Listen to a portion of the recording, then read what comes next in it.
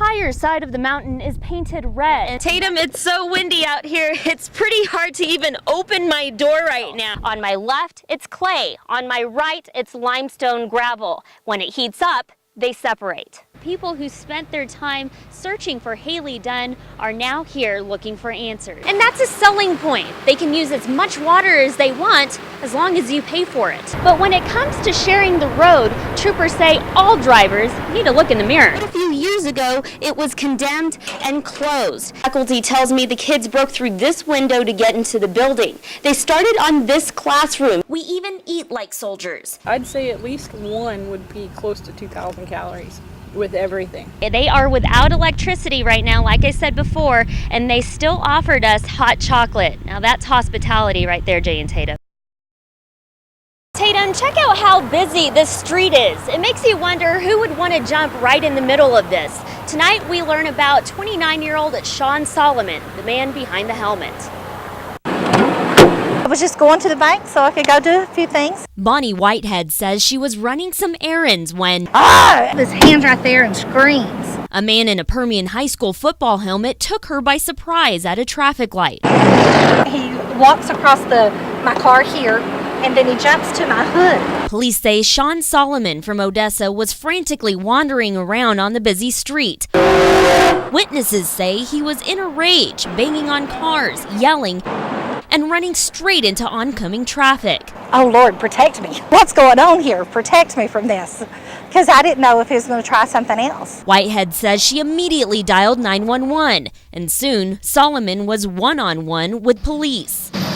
That's when witnesses started recording on their phones. You can clearly hear Solomon asking police to shoot him. Give me the gun, please! Then the piercing noise of a taser.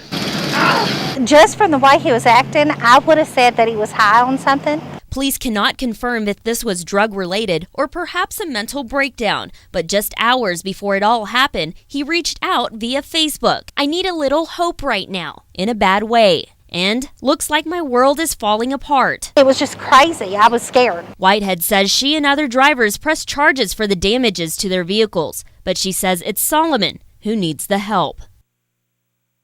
We spoke with family friends who say that he is a good guy with no history of mental illness or drug use. Police say that we will get the toxicology results next week. For now, live in Odessa, Jennifer Samp, CBS 7 News. Back to you. We're at a Midland truck stop, and almost every other 18-wheeler we checked had some kind of problems, from low pressure to fading tread. DPS says it's a time bomb for disaster. There's so much of a rush, they're on a deadline, and I guess that's one of the things they've been putting on the back burner. Billy Waddell with Advance Auto says although commercial truck drivers are supposed to inspect their tires every day, he says he replaces more blowouts than doing repairs. And by then, it could be too late. The 18-wheeler can flip, and it can cause, major problems in that way. Even death, it can happen. These tires are so overlooked that almost half of the trucks we checked had some kind of defect, from tire pressure to worn down tread. You can see how it's wearing real bad. Waddell says if these tires are ignored, it's only a matter of time before they blow. Within days, it would probably end up blowing out. Waddell says it's the drivers who need to be held accountable. Did you know you had faulty tires? When was the last time you inspected it? This morning I'm waiting for the tires to get. That's for them to say, hey, we're going to get it fixed. And honestly, I don't think we'll probably even see him in our shop today. When did you find out that this happened? This morning. Some truck drivers like Bill Davis tell us because of the roads, tires can change within a couple of hours of driving, which is what he said happened to him. It happened with the change of temperature on the highway. The hotter it gets, the hotter this pavement gonna get. Waddell says because of the rising temperatures, drivers need to check their tires more than once a day.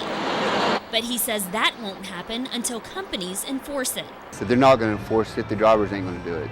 Law enforcement tells me that the driver can be held responsible for damage of property, injury, or even death if their investigation leads to an overlooked tire.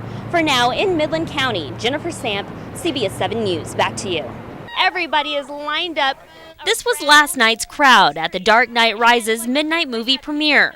Almost every other person had a mask on as part of the theme. They won't disclose their identities. That's just Batman 1 and Batman 2. But wearing a mask could be a security breach after a masked man opened fire in a Colorado Century movie theater, killing a dozen people. It's just one of those outlier tragedies that is probably difficult for anybody to secure or control.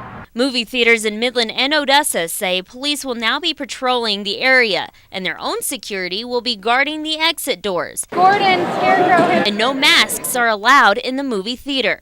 It's where people go to have fun. While theaters go through these new procedures, local moviegoers cannot mask their opposing opinions on how security should be. I would say metal detectors, but I don't want to go that far. I mean, there's not too many incidents of it. At your local theater, who would think that something like that could happen? So, I mean, how do you tighten security? You know, what can you do? Jay Tatum, it's late in the night and there's still a lot of industrial drivers here off of I-20. Now, many of these truck drivers require a commercial driver's license or CDLs. But in our investigation, we found out that not everyone is following the rules, and it's putting drivers in danger. West Texas is part of a rapidly growing oil field industry.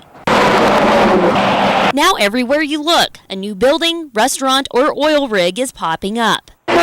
But the demand for the movers of this economy is at an all-time high, leading to a major shortage for drivers who transport everything from oilfield equipment to retail goods. This driver shortage is leading to a different kind of boom. In a one-month investigation, we found that a number of crashes are linked to truck drivers who hit the road without a commercial driver's license. In just 1 year, 350 crashes in the Permian Basin involved drivers behind the wheel of a commercial vehicle without a CDL. In those crashes, 14 people were killed. It's a battle the Department of Public Safety continues to fight, and the roads are the front line. Troopers who specialize in commercial vehicle law have increased their presence in the Permian Basin. Highway Patrol, need to see your driver's license, proof of insurance, please. In 2010, the Texas Department of Public Safety issued 139 tickets to truck drivers without a CDL. Last year, that number went up to 200, and so far this year, 300 tickets have been issued. Reeves, Ector, and Ward counties are in the lead with the number of tickets this year. The one that went by us, he's going to have a hazmat endorsement. We rode along with Trooper Sean Baxter for a first-hand look at what they have to deal with every day. From weighing these trucks to checking for faulty tires. And the main reason for that is safety.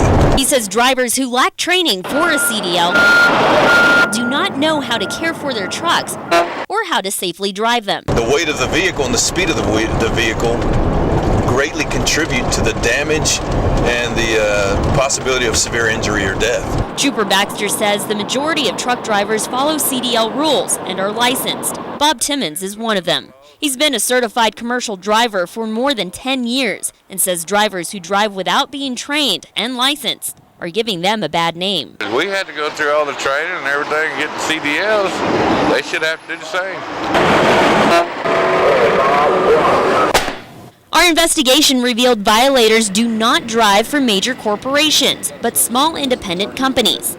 Through a public information request, we found that over 130 different companies in West Texas employed drivers who did not have a CDL. Most of them are in the oil field and construction industries. RG and Darlene Phillips topped the list. According to their website, they are independent truckers out of California, and just this year, they received 7 tickets in Loving County for driving without a CDL. We attempted to call, but their listed number is disconnected. Not far behind on the list is Bartlett Construction in Midland. Drivers had 6 tickets in several different counties in the Permian Basin. We made multiple attempts to contact the owner, Andrew Bartlett, for an explanation. We even spoke to his assistant, but as of news time, he has not commented. So why are so many of these companies willing to risk lives and break the law? Whenever you're making the kind of money that they're making every day out on the road, it's worth the risk for them. We spoke with several county judges across West Texas who say something needs to be done, or repeat offenders will just continue to pay the small fee. The employee can be charged with a Class C misdemeanor and a $500 maximum fine. And in some cases, the companies will even pick up the tab for that because they're so desperate for people to drive the trucks. Ector County Judge Susan Redford says drivers like us can face jail time if we're repeatedly caught without a license.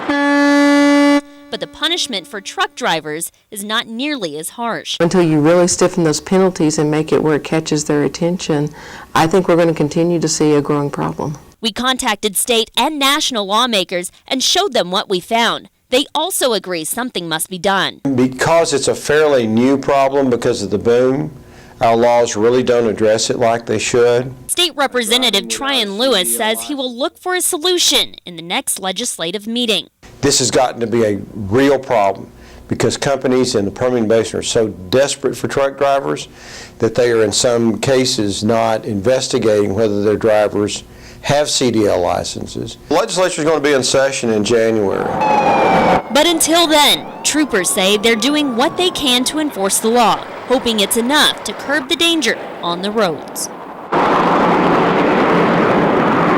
According to DPS, companies can be audited, which could lead to fines based on the gross income their company makes. But I'm told because of limited manpower, it can take up to a year for the company to be audited.